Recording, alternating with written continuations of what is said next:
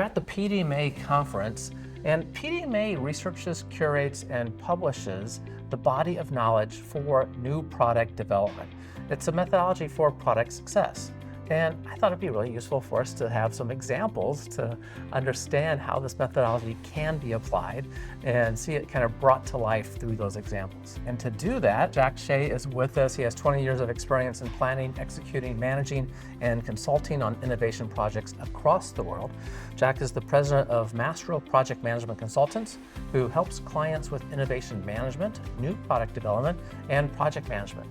Previously, at Sony Ericsson, he led a cross-functional international team to develop handheld devices that serve millions of users worldwide. Jack has a great deal of experience creating products and also helping people understand product development methodology, which is why we are talking. Also, as a reminder, as I said, I am at this conference. PDMA calls this the Inspire Innovation Conference, and PDMA is the Product Development and Management Association. They're also sponsoring this episode.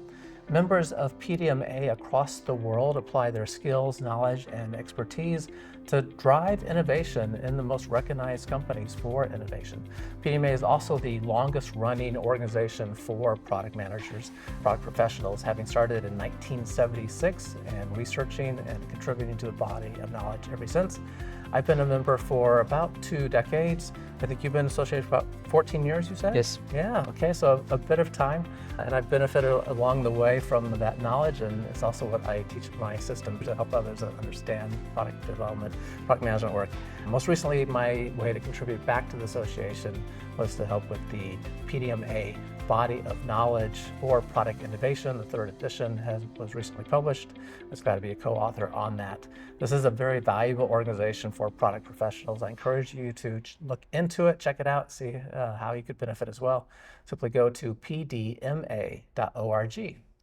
How can you unlock your full potential as a product manager? We're sharing the product management insights you need. They are based on the 7 research-backed knowledge areas for product mastery. You'll learn to create products customers love, enhance your influence, and elevate your career. Welcome to Product Mastery Now, hosted by Dr. Chad McAllister, product management professor, practitioner, and your guide.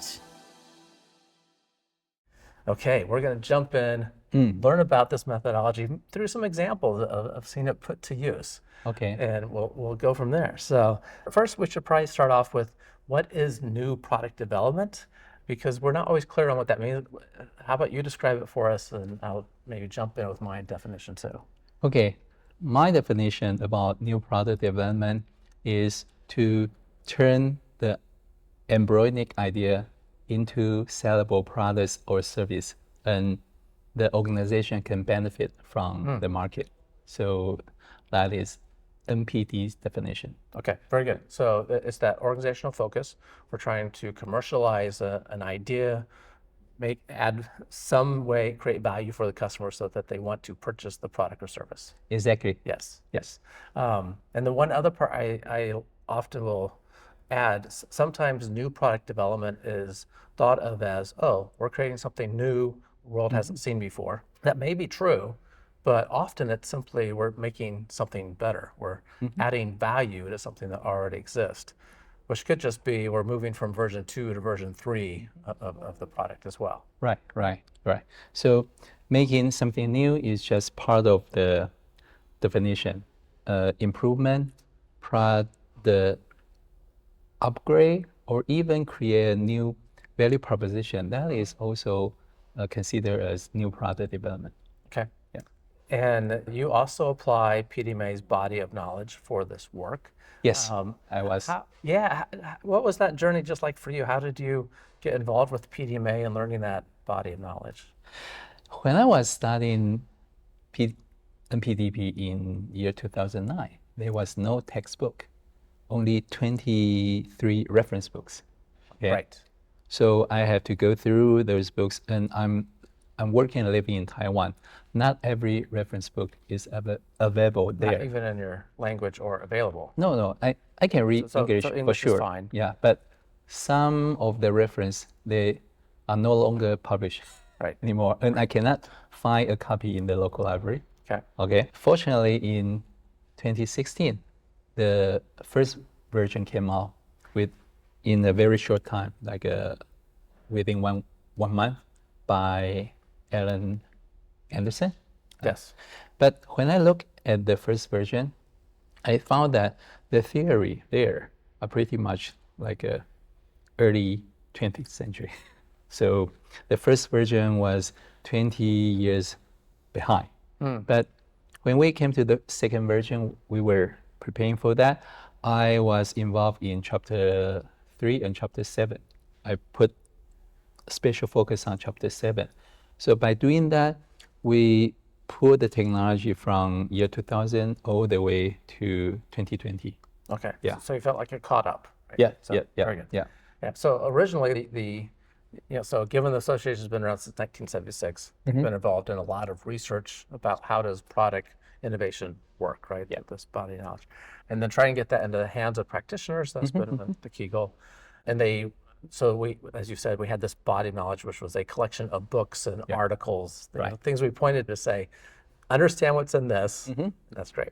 And that's what it was when I came into it. I did you mentioned the MPDP, the New Product Development Professional, it's mouthful, certification. I did that in 2007. And so I was in the same boat. I was, go read all these things. Yes. But I found it so valuable, I started helping other people prepare for the same certification, right? Right. And it sounds like that's what you did as well, right? Yeah. I got the certification in 2009 and start teaching a year after that. So the first batch of students, they are from Taiwan. Then I extend my footprint to Hong Kong. Then in 2015 and 2016, when PDMA was exploring the overseas market in China, I was teaching in China for more than 3 or 4 years. I have a lot of students. I just chat with Chad that there are about 100 qualified trainers in mainland China, and 20 out of 100 were my students. So, I mean, you're the one that started all that. Yes. Right? Yeah. Yeah. China has really embraced at least they have a desire for innovation education. Yes. And the work that you started, there's a lot of people there now that can train and help companies to learn how to innovate. I'm glad that I took the chance to do my contribution to the association. Yeah, I think a lot of us just feel that way, right? It's like, as I said, when I discovered the body of knowledge, there were all these good aha moments. I've been working doing product management work for 10 years, but not really knowing how some of the pieces fit together. And then I wanted to just help others with that too, right? So that's how I got started doing the training and teaching that I do as well. Okay, let's hear about some of your project experiences and where we see pieces of the body of knowledge kind of fitting into what's happened. So do you have a story to take us through a case study of a project? Okay, I'll tell you a very interesting story.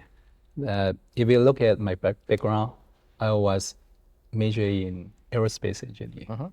Okay, although I'm doing business consulting nowadays, that domain is one of my favorite. Okay, so how the body of knowledge can fit into aerospace projects. First, let's take a look at the Boeing or Airbus or Embraer from Brazil. They must have corporate strategy first. Then the business units inside Boeing, they will have their own business strategy. Under the business strategy, there's innovation strategy, talent strategy, capability strategies. So the roadmap of strategy, chapter 1 in the book, just fit perfectly into the industry. And the second chapter is about portfolio management, how to allocate resources effectively, how to keep a healthy project portfolio as well as a healthy product portfolio. That is what Boeing and Airbus are doing. Airbus apparently are doing better nowadays than Boeing. Thankfully for Airbus, they're in the news less, which is good for them. At the moment, Boeing is struggling a little bit more with the negative publicity. The reason why 737 MAX, the issue with them, to me, is the management's issue. Why? for the past 10 years, we look at the management staff of Boeing. None of them are technical background. They are MBS, lawyers, financial experts. None of them are technical background. So when they plan the product portfolio, the decision they made was to, based on the old platform, the 737 platform, and put on new technologies. Right. Yeah. But the platform itself is over 50 years old. Right. Yeah. So if the right decision was made at that time, if they developed the so-called 797 10 years ago, then Boeing would not embarrass itself nowadays. Okay, so portfolio management, putting right amount of resources on correct category, that is important, and that is how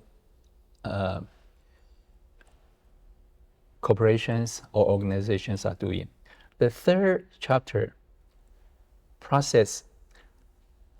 A lot of people nowadays take Huawei's IPD, Integrated Product Development Process, as Bible,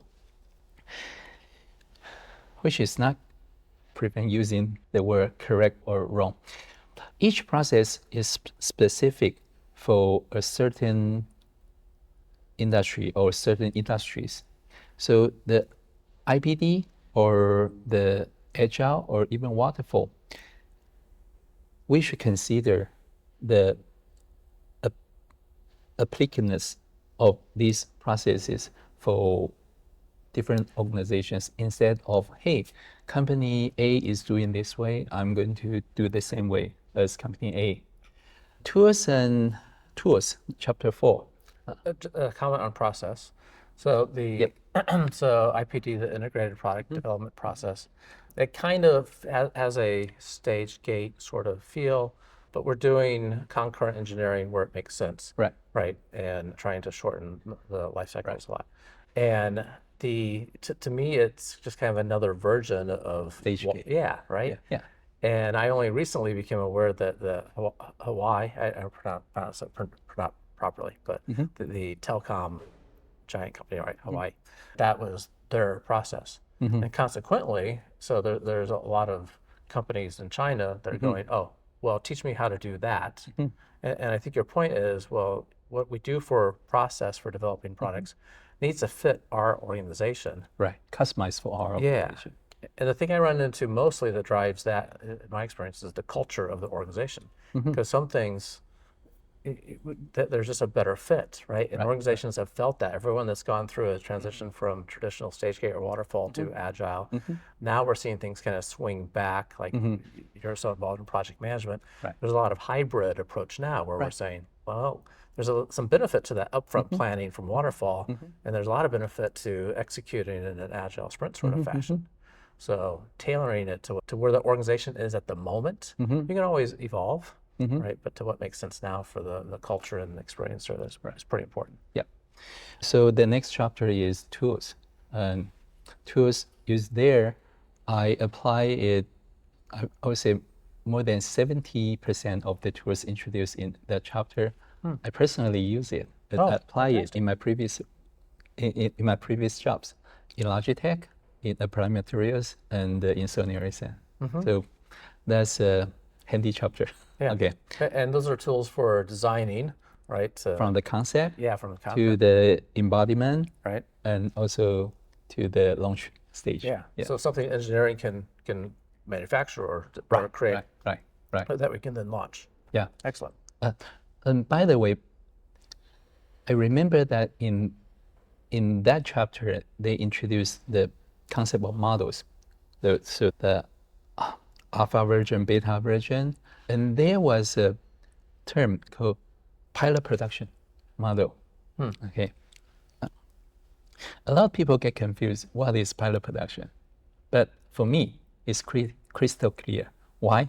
Because in aerospace field, for example, F-31 JSF, when they pass the first testing, they want to verify if the production okay.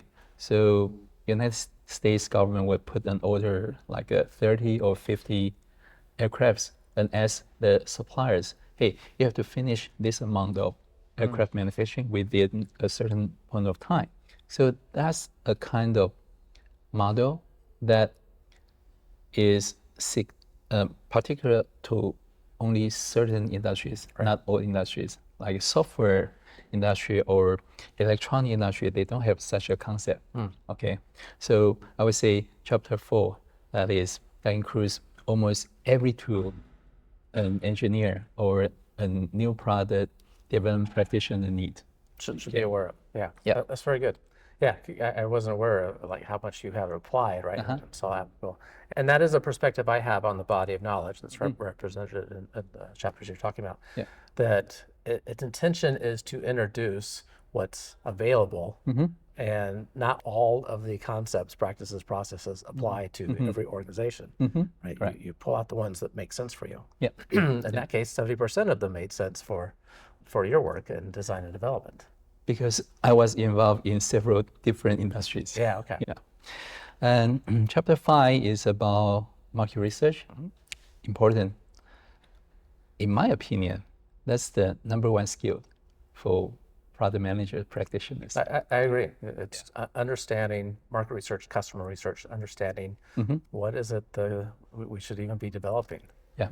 And the good thing is we introduce a lot of modern market research technologies in chapter 5, like eyeball tracking. Yes. Yeah. There's a lot that gets. I think we also talk about sense. Yeah. I hope that in the third version they will introduce AI. If not, then we can do it in the fourth version or later. We added some information about AI, but yeah, we should talk later about ideas for structuring the fourth edition. Right. And the number 6, the culture, organization, and team. That's the traditional part. Nothing much changed from version 1 to version 2, meaning the knowledge and the tools there, they are still applicable. Yeah. And chapter 7 is my favorite part, the product lifecycle management and product management. So we combine the concept of product lifecycle, crossing the chasm in chapter 7. Right. To me, crossing the chasm is very meaningful when I started my own career in 2011 as a consultant. In the first year, because I was working in Silicon Valley in the United States before I went back to Taiwan. And when I was working in Taiwan, I worked for foreign companies in Taiwan. So after I started my own, I think, hey, foreign companies in Taiwan is my major customer. Okay. In the first year, I spent a lot of time, resources to explore my business for foreign companies like Dell Computer, IBM, the Taiwan branch. You guess how many orders I got? I'm assuming this is not a positive story. So the number is low. I got more than 50 inquiries. I did more than 50 inquiries. Okay. Fantastic. Yeah, but it ends up, I got no deal. Oh, drat. Right. So fortunately, in the first year, I got good score in other areas. Yeah. So after 1 year, I was very confused. Why I cannot explore the domain, the industry that I'm so familiar with. Right. So one day, I was wondering, I had the book years before I started my company. So one day I just look at the shelf and say, okay, I take a look at the book. And I randomly choose a book, Crossing the Chasm. And then I check the definition of the early adopter, early majority, late majority. Then finally I realized, hey, that's what I went wrong. Those foreign companies in Taiwan, they are not early adopters. They are not pioneers. They are early majorities. So that's why I get more than 50 inquiries from them. But they also ask, hey, Jack, is this service or this training course new, or you have applied it in other organizations? I say, since my company is new, so if you adopt it, you will be the first customer. Right. They say, okay, we'll consider. Then that's it. Yeah, right. Yeah. They're not willing to take that risk Yeah. because they're So that's a perfect example how innovators. should we apply those concepts or tools in real day life. Right. Yeah.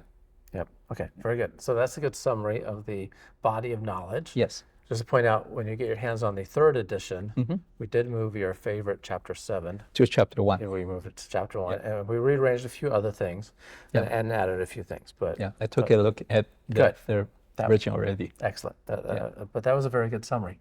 Is there a project where you have seen this? Yeah, take us through a project example. Oh, project example. I have a lot of examples. Which one you like? Pick a recent one. How's that? Or one that you maybe knew well. Okay. Recently, projects I do are consulting projects or training projects. And for new product development projects, I did a lot when I was in Sony Ericsson and in Logitech. Okay. Yeah. So Sony Ericsson was mobile devices, mobile phones? Yep. Okay. Yep.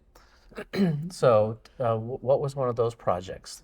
And I like projects that have a strong customer connection. If there's one there that take us through a story of like, okay, this is something that the customer needed done and that we worked on.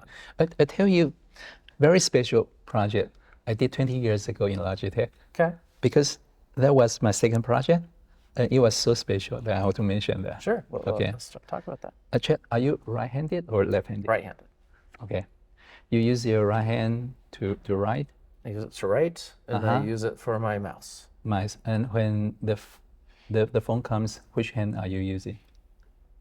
So, and this hand is taking off something else, Okay. which makes it hard to write. Yes. Yeah. So what you have to do with your left hand? It just hangs out. Doesn't do anything. Okay. So when I was in Logitech, one day I got assignment for a project called Sicily Left.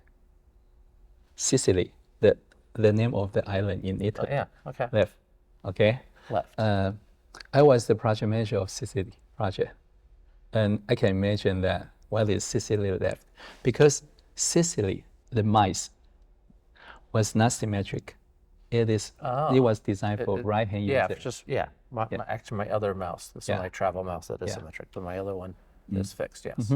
So now they want to do a Sicily Left for left-handers. Okay.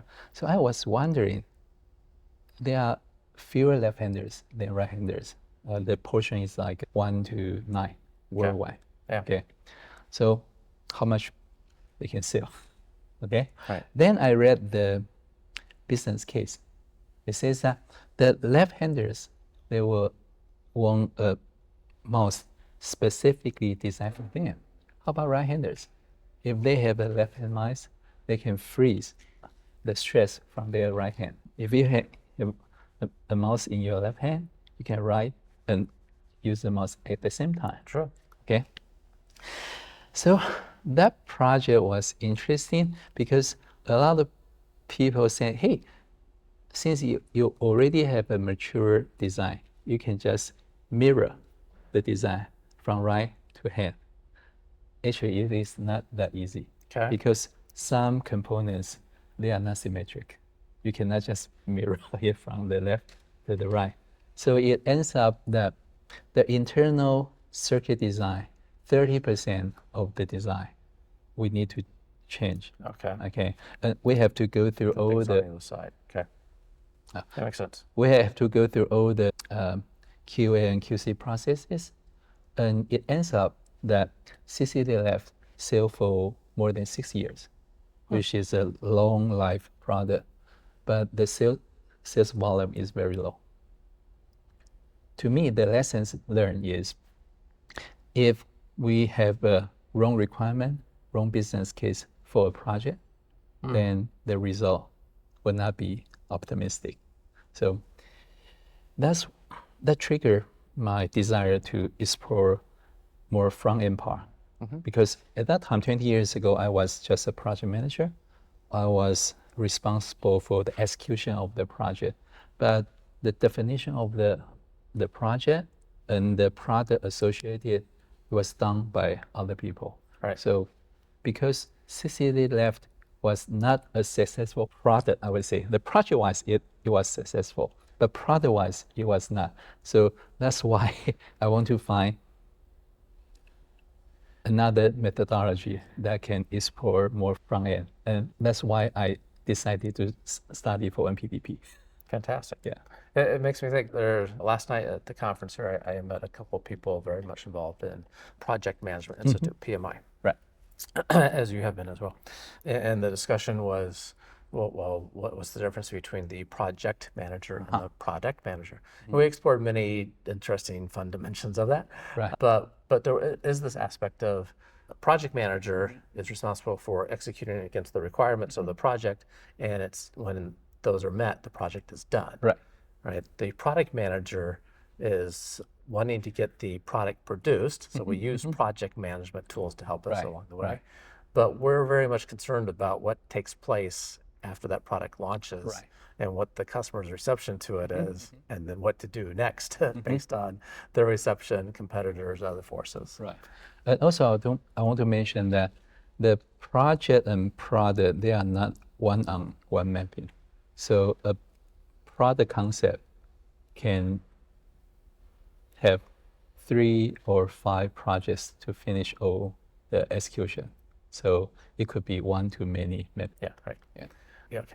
The other project places that come up in your experience, I don't know, have you had any, because as product people, we don't get involved a lot with portfolio management at times, but I don't know if you have any portfolio management Yes. examples or experience. Yes, I do. Because I like bringing this up because as product people, product managers, if we're not at the level where we're making decisions about the portfolio, we at least need to understand how things are selected to go into the portfolio and to recognize where our opportunities are to contribute, right? There's a hole here the company doesn't have an answer to. We can bring something forward to help with that, right? Yeah. And at some point, likely as we get more responsibility, we are involved in making portfolio decisions too. When I was the PMO director at Sony Ericsson, my business unit was in charge of the low-level cell phone, the functional phone at that time. Okay, we had 3 business units. One is for smartphone, and the second one is for high-end feature phone. Okay. My BU was responsible for the low-end feature phone.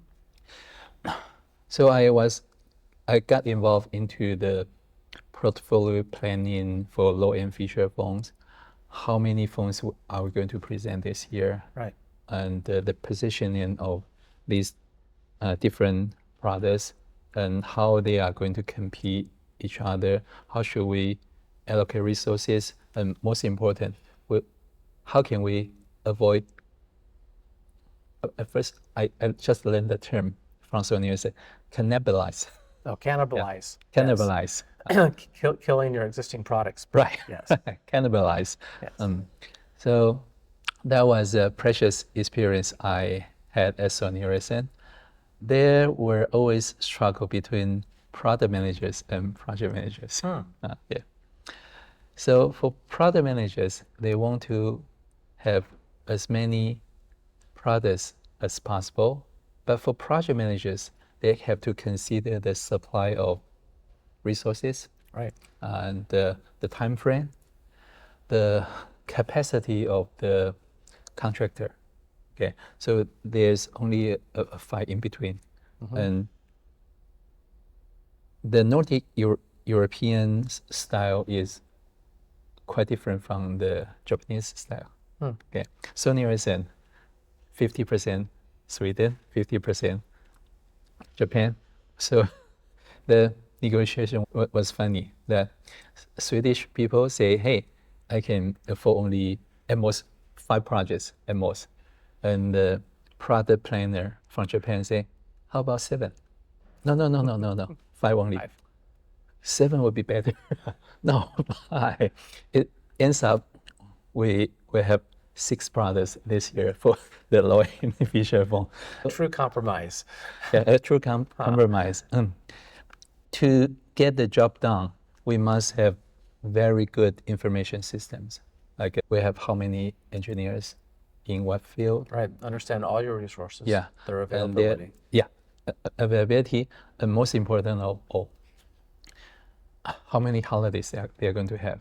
Yeah, we have to take that into consideration. It makes a difference over the course of a project. Yeah. Yeah. Especially when I just combine the holiday schedule from Sweden to Taiwan to Japan, we can see the overlap is less than 190 days. Out of the year. Yeah, out of the year. Yeah. Okay. So 119 work days where people can coordinate. Right. without expecting some conflicts from holidays. Right. Yeah. Yeah. So that's my experience. My first experience on portfolio management, and after that, I have my own company. I have my own staff and consultants. I also have to do portfolio management, allocating those resources to the consulting opportunities and training opportunities. Yeah. And fundamentally, we need to understand, if we're in an organization, what are the categories of those of the portfolio? Well, like you had, and this is different for every organization, but you had the low feature set, the low end of low end feature phone. Right. And what else is in the mix? There was the smartphone, and there was the high feature version. And just understanding if you're working on a product, what else is in the mix of the portfolio to know how it's related to other things as well is really useful. And one thing I want to mention that the portfolio management at Sony Ericsson was not that successful. Why? They did local optimization only, but not global optimization. For example, in theory, the high-end feature phone is the price is higher than ours. But it ends up that the top of our portfolio, the sales price is higher than the bottom of their portfolio. So there's no cannibalism inside the BU, but it happens within the company. Right. Yeah, because I would pick the higher feature phone if it's at the comparable sales point as the less feature phone, right? So, that's the local optimization problem. If we're just looking at that one area, not looking at the whole portfolio together, or the whole system together, pretty important. Okay, this is excellent. Really good information. I am so glad just to hear about your story of how over the many years you've applied this body of knowledge that PDMA puts together and put it into use in large organizations and your own business, and now training many other people on how to do this as well. Yes. So congratulations on helping PDMA out and serving yourself because you learned the body of knowledge. So, Thanks for your comment. And once again, if you want to find out more about that body of knowledge, go to pdma.org.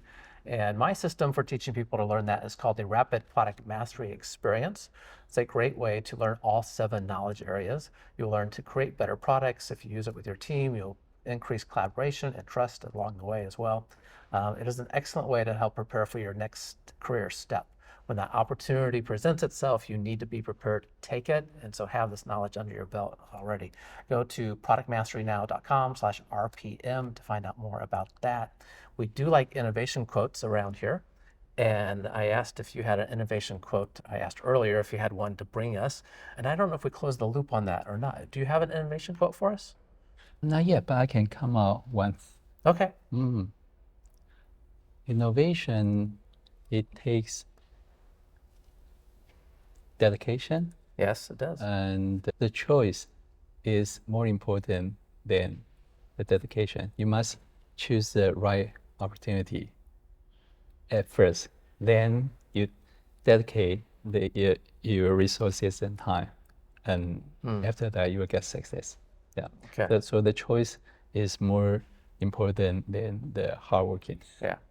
Yeah, and my experience, I tend to think this way, largely in part because the PDMA Body of Knowledge thinks this way too, is that choice is market driven. A customer has a problem.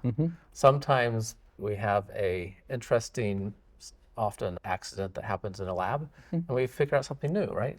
Like Corning glass became Corning glass because of a lab experiment, right? This glass that doesn't break. But we risk creating a solution to a problem that we don't know exists yet, then we're searching for a problem. And I like this approach right there. It starts with the opportunity yeah. or the problem. yes. Yeah. So that's called problem-based ideation. Absolutely. So, very good. How can people find out more about you and the work that you're doing? I'm running consultancy in Taiwan, mainland China, Hong Kong, and sometimes I go to West Coast of United States. So if you're interested, you can approach my website. Okay, and I'll put that in the article version of this too. What is Okay. the website to get to? I write it down for you. Sure, that'd be great. And we want to tell them what the website is. Okay, where should I? Anywhere in the white. Okay. That's great. We're going to get this to make sure that, so if you need help, because it is a bit of a challenge if you're outside the U.S. to find really good product practitioners that understand this very useful body of knowledge and have deep experience putting it into action in organizations as well. And doing it at Logitech and Emerson, some good experience. Yeah, especially that all our consultants who are good at English and Chinese. Right. Yeah. Okay. Which, as I've done some work in China, it is helpful too, because unfortunately I don't speak Chinese yet. Oh, it's very difficult. That people tell me this, that it's a very difficult language to learn, and I'm thankful for good translators. Yeah. Makes a big difference. And we're doing this in real time, so hang on if you're listening. So this is basically the name of the company you told us, which is Mastro Corporation. CORPTW. Taiwan. That means Taiwan. Oh, that's what it means. Okay, corptaiwan.blogspot.com. Okay, so Mastro, corptw.blogspot.com.